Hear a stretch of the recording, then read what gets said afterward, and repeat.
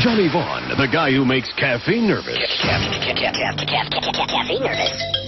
I'm all loop. My problem is offense, offense, offense, and that's what I'm going to blame it on. I'm going to blame it on a number of things right now. Right now, Kenny Williams has Walgreens on speed dial. Okay, this is a bad situation down there, and they need to make it better. And they need an offense real bad. Last in the league, worse than Bush's approval ratings right now. I think you're about right. When we play the general manager game, we do this all the time, John, as you may know. Fun. We pretend to be GMs. Let's do it now. Yeah. Next winter, you're GM of a baseball team.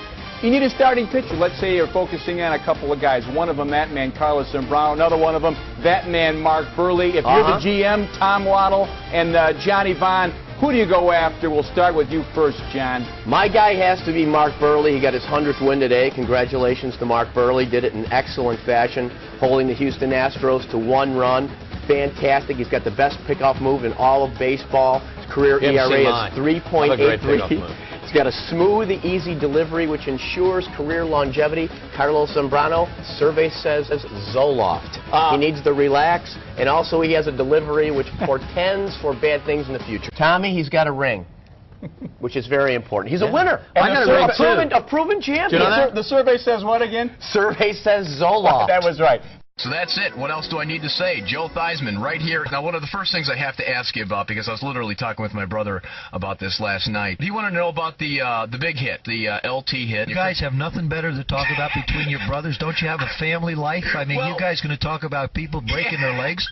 It was November 18th, 1985. That was the last time I played ball. Something that you clearly cannot forget. It was, you know. No, I didn't forget it at all, John. Every highlight film on the planet. Off my left shoulder, I heard a pow, pow. Probably the most storied replay in the history of the NFL. I think so. I think it changed a little bit of the way television presents injuries now. And as sick as some of those hits are, I mean, that's what makes football entertaining, let's face it. You definitely believe that professional athletes are role models for sure. Absolutely. Not like Charles Barkley kind of eschewed the responsibility. No, I don't think he did. I think he really put it in perspective as far as reality goes. Is, hey, look, I didn't ask to be this role model. I'm going to be whatever I want to be.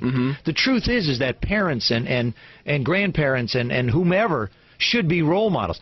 I can't tell you who a role model should be. I don't know who my sons are going to look up to or my daughter's going to look up to. A radio talk show host. The phone board at Sports Radio 1250 WSSP was flooded with calls Thursday about Mike Sherman.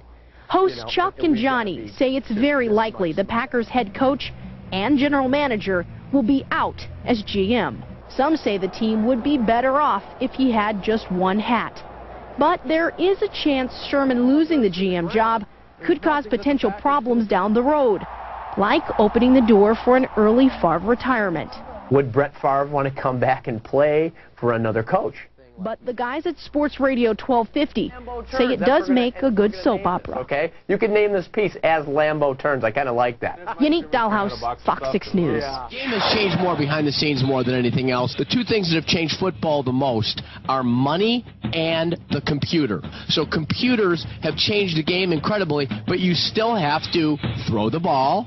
You still have to catch the ball. The offensive line still has to block. Runners still have to run. So the basics of the game are still there. Football is really a better and more exciting sport than baseball because of technological innovations. Baseball is still stuck in the 19th century, for Christ's sake. I mean, at least they're using video replay. They're using more camera angles, things like that, which I think are good. Donovan McNabb last week said, quote, "Black quarterbacks in the NFL get more flack than white quarterbacks." And he says that playing in Philly where they boo Santa Claus. Donovan, have you ever had garbage and beers thrown at you from the stands? I attended the Bears game Sunday night at Soldier Field, and Rex Grossman, who is very white, had fans not only booing and chanting, "Greasy, greasy, greasy," they were throwing garbage at him. So I think Donovan McNabb has finally figured out to shut his mouth, especially when he puts up 56 points.